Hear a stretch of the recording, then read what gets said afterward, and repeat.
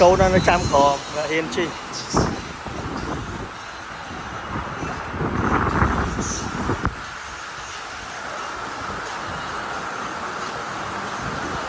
ta ơn đọc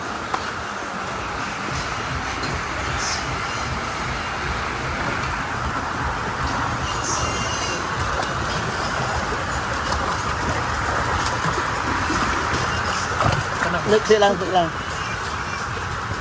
ba hai ba một hai ok 3 2 ok tập go đi ra đấy cua nè một cái cua nè đang xứ thôi đang xứ thôi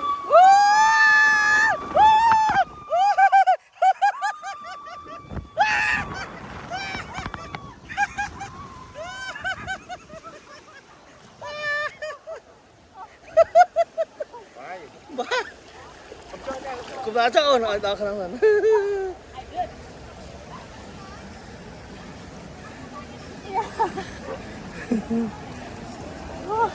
rồi cho ơn dạ ok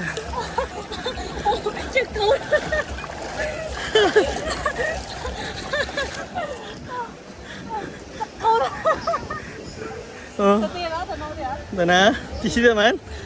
Chị em khiêu ấy, khiêu tao hát bay nè, ổn.